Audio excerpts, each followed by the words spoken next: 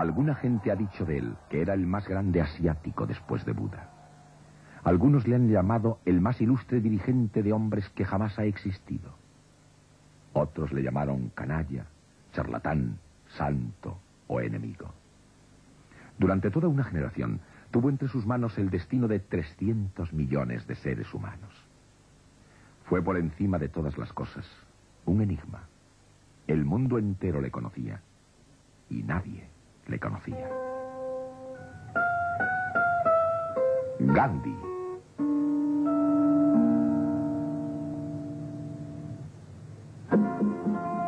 La India en la que nació Gandhi en 1869 era incalculablemente amplia y superpoblada, una masa enorme, informe y casi inmanejable de la raza humana, embalsamada en miles de años de una tradición complicada e imposible de cambiar. Una sociedad de anomalías, con siglos de antigüedad y ambiciones indefinidas, dominada por religiones de innumerables y complejas exigencias. Una sociedad tan volcada sobre sí misma que podía enfrentarse a cualquier cosa, menos al futuro. De todos modos, en ella había una cosa coherente: el Raj, el imperio de India, la joya de la corona imperial.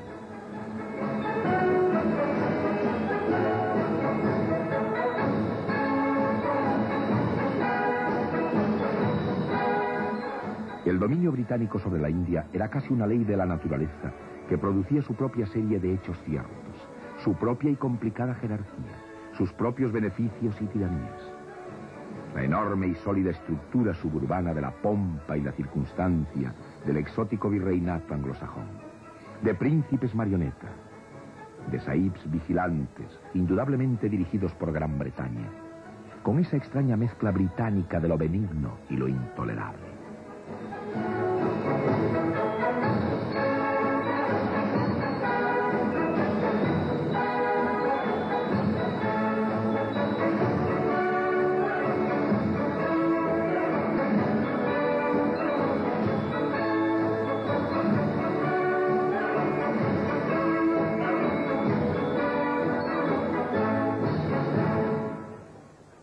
Algo tan espléndido, tan instalado y tan seguro, que para poder cambiarlo se necesitaría sin duda un acto divino.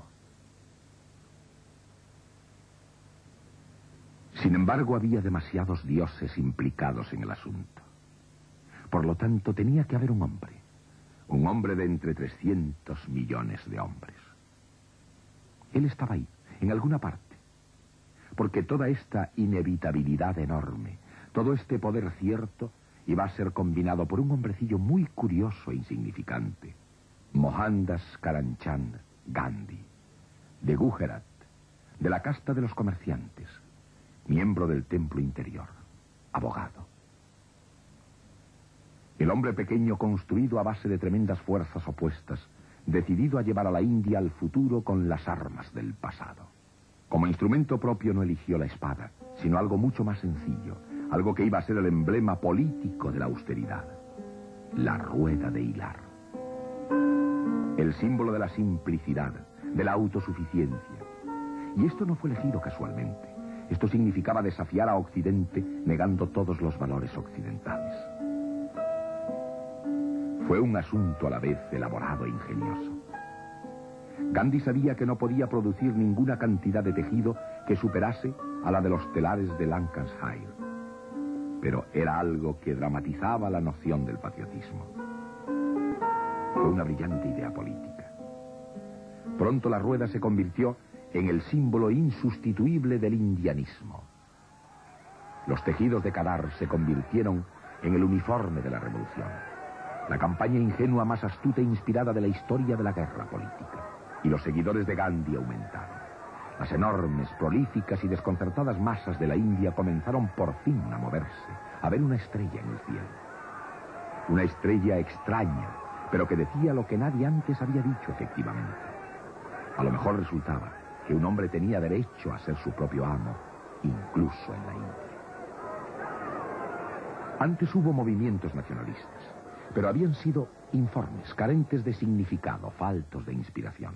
Le tocó a este pequeño abogado de Gujarat y al templo interior el proporcionar esa inspiración. El siguiente símbolo de Gandhi fue infinitamente más grande y más potente, porque encontró sus raíces en la religión. La India tiene tantas religiones. Fue una casualidad que empezase con los Sikhs. En los años 20, con un ceremonial elaborado, Gandhi inauguró el primer movimiento de desobediencia civil de la India. Y nació una palabra que fue tal vez la mayor contribución de Gandhi al lenguaje. Satyagraha. Significaba, más o menos, la fuerza de la razón. Vino a significar no cooperación, o sea, resistencia pasiva. Aquí estaba por fin el arma secreta del nacionalismo hindú. Las tropas que sabían cómo manejar a una banda armada violenta tenían un problema diferente con hombres que no ofrecían ni resistencia ni palabras, que no levantaban una mano, que permitían sin quejarse que se les aplicase la violencia, que aceptaban las heridas o la muerte sin un grito y que eran silenciosamente reemplazados por otros hombres. Es de justicia decir que solo Gandhi pudo haber impuesto las amargas disciplinas del Satyagraha en un pueblo furiosamente resentido.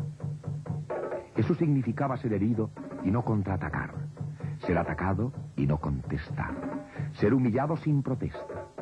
Significaba confiar en la incapacidad de los oficiales y soldados para seguir asaltando por siempre a los que no se quejaban. Pero funcionó. Él había desarrollado esta dolorosa y exigente técnica de resistencia durante los 20 años que pasó en Sudáfrica.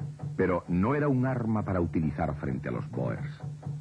Ahora él se enfrentaba a los británicos, que eran, según se decía, diferentes. A quienes les resultaba más difícil herir a los indefensos y perseguir a quienes pedían la paz. Se tardó toda una generación en averiguarlo. La resistencia se esparcía por todo el país, al interior de las ciudades, a través de las superpobladas calles de la India británica, donde los hombres vivían con un chelín al día y a veces se preguntaban por qué tenían esa suerte. La tarea que Gandhi se impuso a sí mismo fue la de mantener esta variable situación dentro de los límites de la no violencia. Una y otra vez fracasó.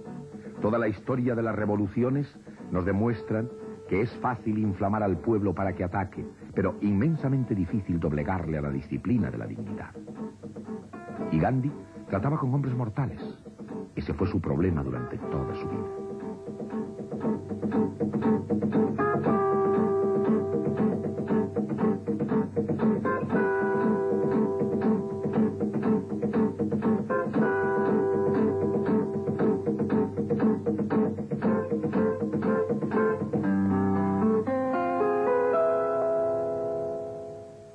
Gandhi fue a la cárcel.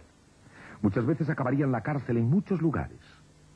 En los años por venir, esa escrupulosa honestidad personal de la que nunca pudo deshacerse, aunque a menudo lo intentó, le forzó a admitir que incluso había llegado a disfrutar de la cárcel. Él me dijo a mí una vez que la cárcel salpicaba una vida monstruosamente ocupada con maravillosas islas de privacidad. Escribió mares de literatura en la cárcel, mientras que afuera sus seguidores clamaban por su liberación. Y además, resultó obvio que podía salir de la cárcel casi cada vez que quisiera hacerlo. Tenía la famosa arma del ayuno. La huelga de hambre era un instrumento político tanto como la oración o la polémica, o desde luego, la resistencia pasiva. Los británicos no querían arriesgarse a que Gandhi muriese bajo sus manos. Pero Gandhi, que era asiático, podía ayunar hasta la muerte como una actitud de persuasión política perfectamente normal. Casi hasta el día de su muerte, utilizó el autosacrificio como una llave para abrir corazones cerrados e intenciones imposibles de cambiar. Fuera de la prisión, el país exigía su libertad. Llegaría el momento en el que, si Gandhi ayunaba, el mundo entero contenía la respiración. Cuando salió de la cárcel, Gandhi era ya el indiscutible líder del movimiento nacionalista. Para entonces, este hombrecillo extraño, el sencillo y el sutil, el humilde y el poderoso, el honrado y el tortuoso, era el mismísimo profeta del Swaraj, de la independencia. Una nueva faceta de la rebelión, la clásica marcha de la sal a Dandi.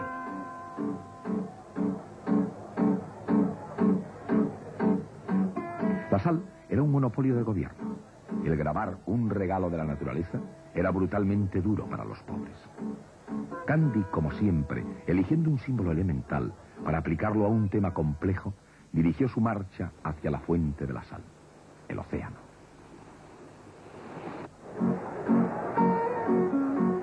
Firmemente, a pie, cruzó el inmenso país. Se le añadían voluntarios y enseguida la India se conmocionó desde Karachi hasta Bengala.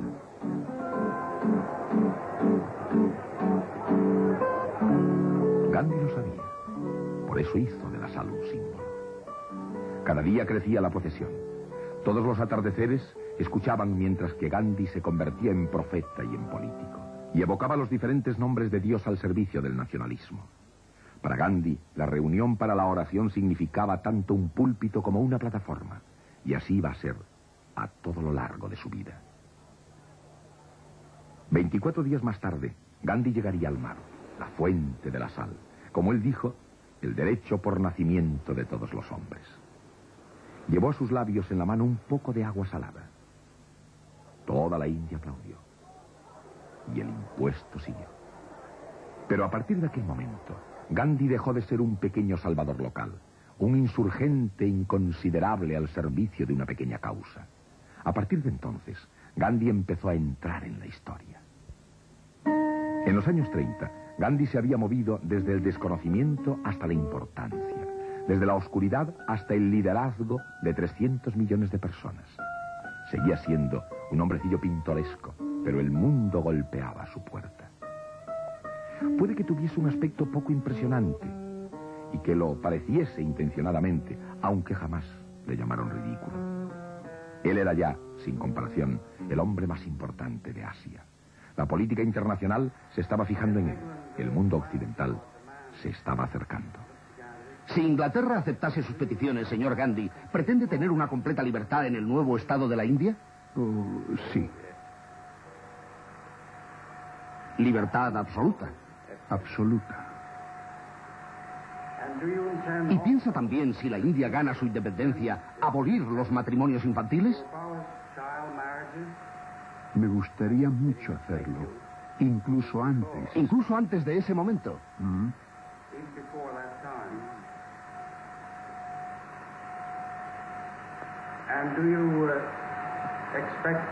¿Y espera usted acabar con el actual y permanente sistema de castas que convierte a los rechazados, a los llamados parias, en 60 millones de intocables? Sí, decididamente. En el nuevo estado de la India, tal y como usted lo imagina, señor Gandhi, ¿espera tener una completa igualdad comunal y social entre los musulmanes y los hindúes?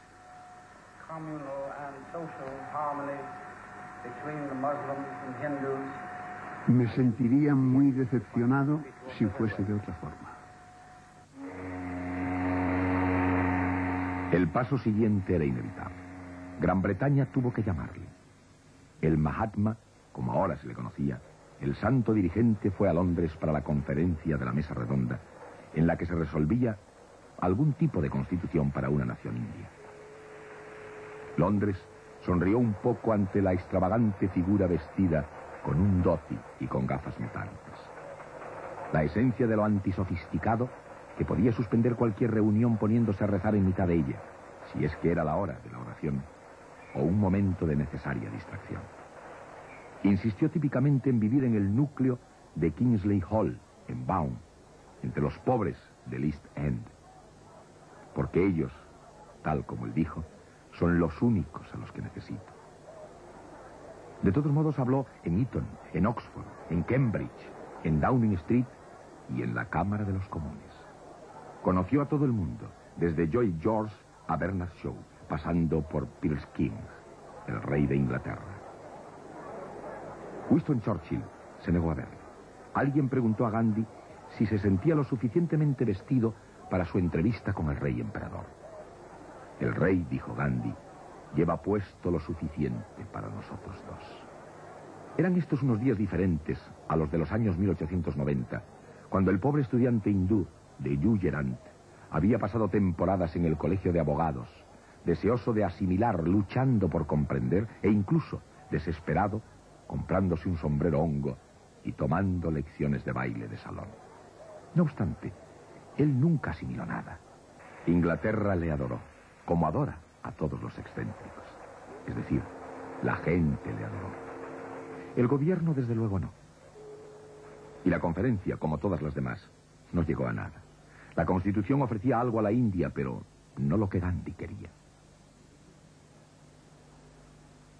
Mis solicitudes en la conferencia de la mesa redonda han sido oficialmente denegadas, o desoídas, como prefieran.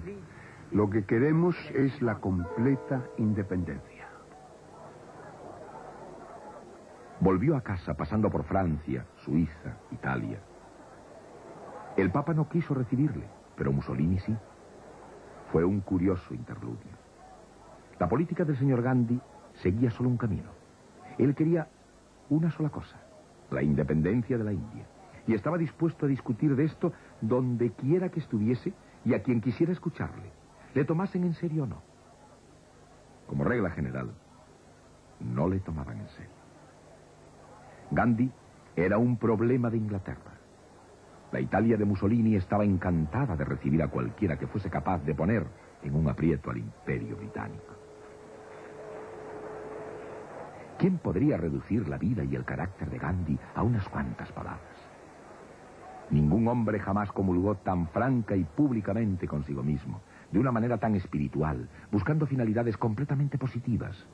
La finalidad era política. Todo en la vida era política. El vegetarianismo, la vida rígidamente escéptica, la insistencia en el viaje en tercera clase, aunque tuviese que ser, naturalmente, en un tren especial. Nadie insistió nunca con mayor firmeza en vivir entre los pobres, aunque las colonias de barrenderos en las cuales se alojaba hubiesen de ser ampliamente modificadas. Una vez me dijo la señora Sarojini Naidu, la gran poetisa política: ah, si el Mahatma supiese lo que nos ha costado que él viva una vida sencilla.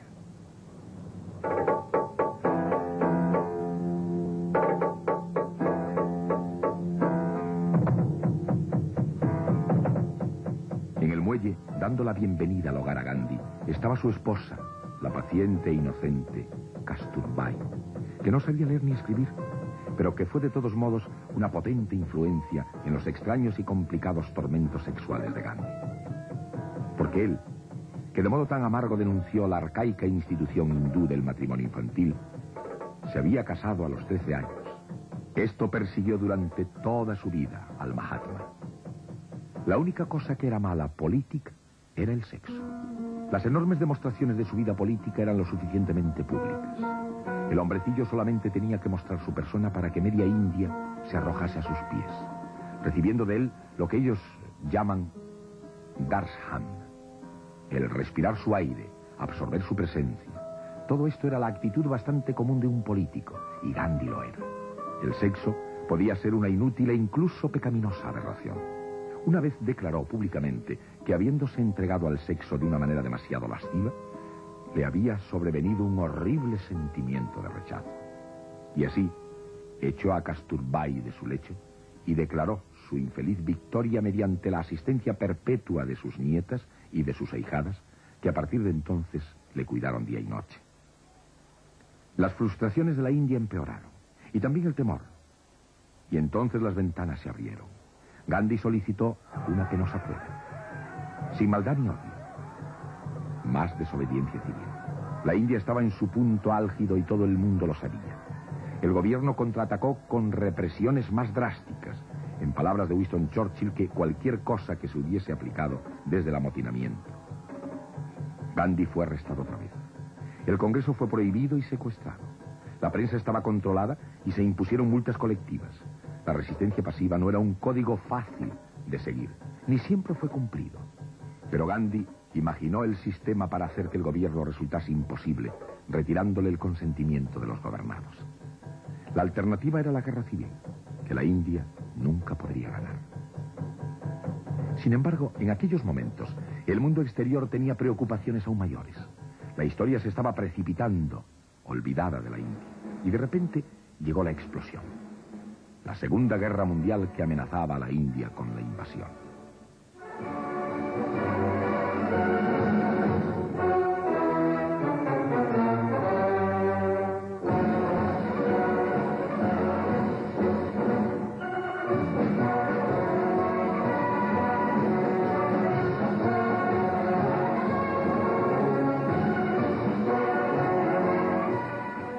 Gandhi, que había apoyado la Primera Guerra, se opuso firmemente a esta. No buscamos nuestra independencia gracias a la ruina de Gran Bretaña, dijo Gandhi, pero nos oponemos a esta guerra. Mas Gandhi estaba en la cárcel. Los acontecimientos ahora no estaban al alcance de su mano. Naturalmente sus argumentos carecían de significado. El ejército se puso en movimiento. Winston Churchill dijo en la Cámara de los Comunes que de cara al avance japonés, la India debía movilizarse en su propia defensa.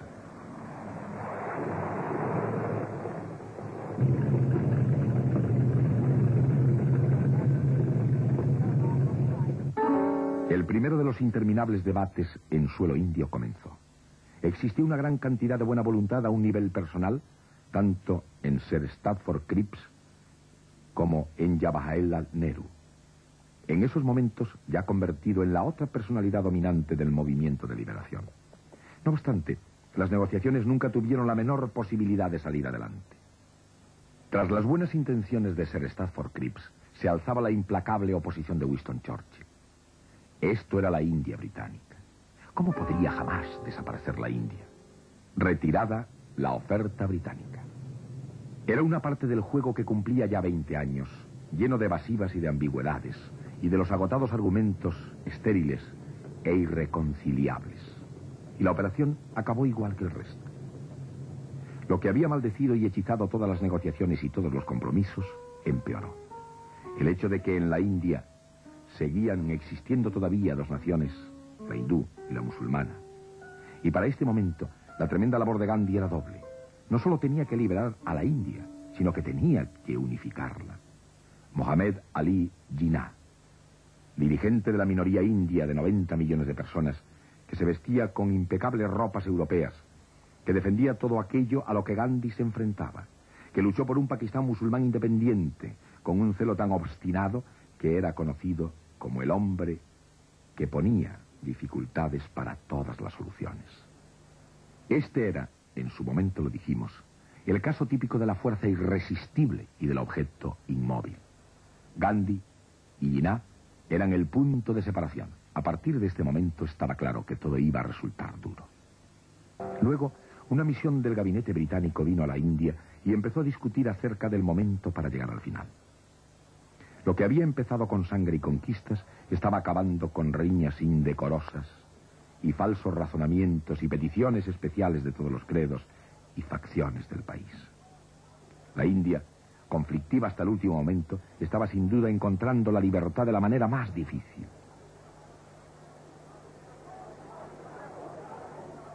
El hecho duro e inevitable al que ahora se enfrentaba Gandhi era que la India no era una nación, sino un mosaico de naciones, cada una de ellas con sus propias ambiciones y ansiedades, cada una de ellas con el dolor de la duda respecto al futuro de sus propias identidades, todas ellas decididas a que quien perdiese o se comprometiese con el convenio de independencia no serían ellas mismas.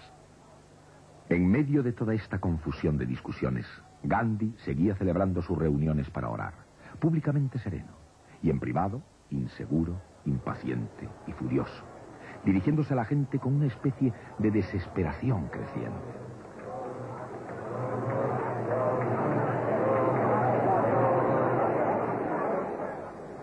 E incluso en estos momentos, en medio del laberinto de incertidumbres y sospechas, había una especie de dignidad. Había costado muchos años, pero por fin Gandhi había convencido a los británicos de que se dieran cuenta, con el sentido de la historia que siempre se impone, por tarde que pueda llegar, de que había llegado el momento de que se marchase.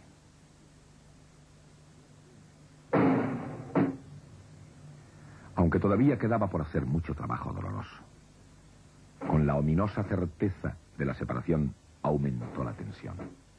Cuanto más se acercaba el día de la liberación, más oscura parecía la posibilidad de que fuese un nacimiento fácil. Cada una de las minorías temía a su vecina. Las grandes poblaciones empezaron a sentir pánico a tener que ponerse en marcha. Se había llegado a un punto del que nadie podía moverse. Había que hacer algo con la India, y pronto. Gandhi sabía esto. Gandhi lo había previsto todo. Trató de explicarlo. A través de los gigantescos espacios de la India, siguieron su argumentación con dificultad, pero sabiendo al menos de alguna manera que su futuro, cuando menos, estaba asegurado.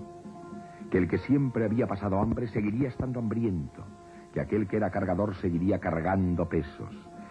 Bienaventurados son los humildes y los abandonados, los ignorantes y los olvidados, porque de ellos es la República del Cielo. Gran Bretaña había enviado a Lord Mountbatten para que fuese el último de los virreyes, para que acabase con el capítulo de la India, que contenía en sí mismo tantos errores y desatinos, y ni tan siquiera un poco de decencia y justicia. Tal vez se necesitó una honradez más fuerte y una habilidad más valerosa para liquidar un imperio que la que se había empleado para conquistarlo.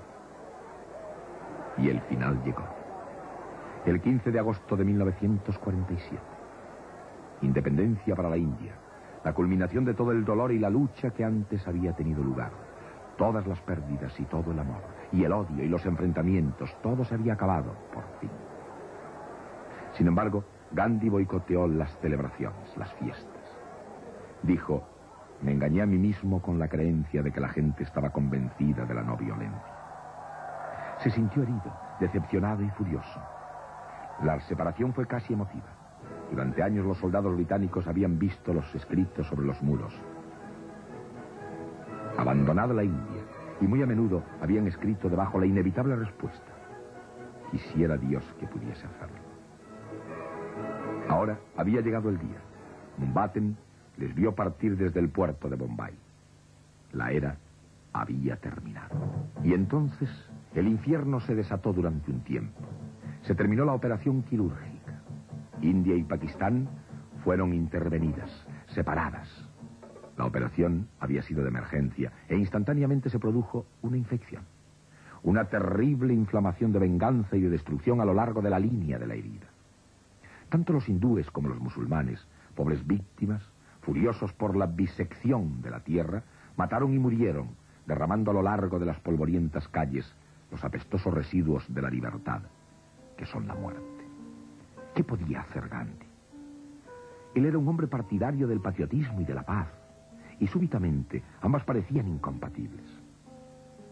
Fue esta una desgraciada conclusión para una obra espléndida y clamorosa. Y lo que él podía hacer lo hizo, porque hay que decir que Gandhi no temía a los hombres porque los amaba. A veces, tal vez demasiado. No obstante, él siguió protestando y criticando, aunque ahora no tenía nada que ofrecerles más que fraternidad, y parecía que nadie quería eso. Lo único que querían era algo para comer y para beber, y la esperanza en la seguridad. Justo en aquellos momentos me dijo, creo que soy una bala ya gastada. Era una cosa horrible de escuchar, porque no lo era. Él tenía únicamente una respuesta a este espantoso conflicto de odio entre hermanos que había invadido a su pueblo.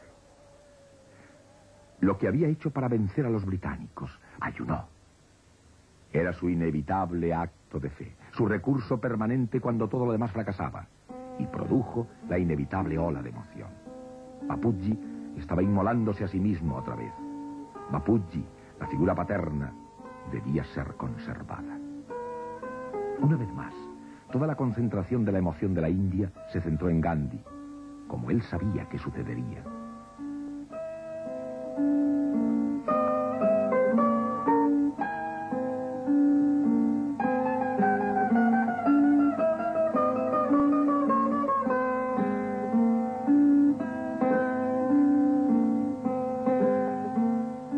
Y una vez más se olvidó de sí mismo y salió de la jaula de cristal de su aislamiento en la que era tan potente, volviendo al mundo exterior donde, ay, no era potente.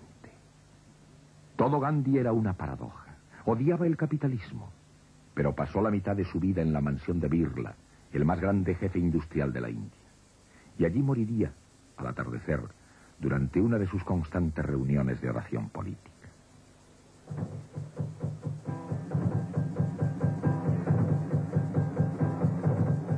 El 30 de enero de 1948, un hindú loco, de la misma fe que él, se acercó a Gandhi y le mató a disparos delante de 1000 ojos.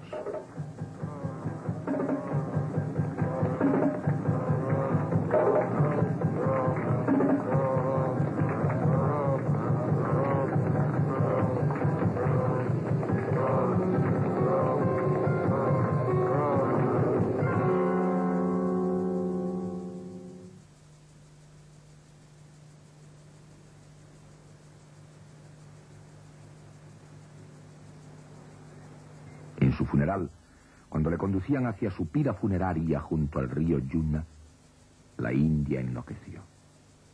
Yo lo sé. Yo estaba en mitad de aquella fantástica multitud que presenció la ironía final. Que Gandhi, el pacifista, el idólatra de la paz, el inventor de la no violencia, cuya dogma de fe supremo y predominante era que ningún hombre debía levantar su mano contra otro hombre, que él fuese transportado hasta la pira funeraria sobre un carro militar, rodeado por una escolta de soldados.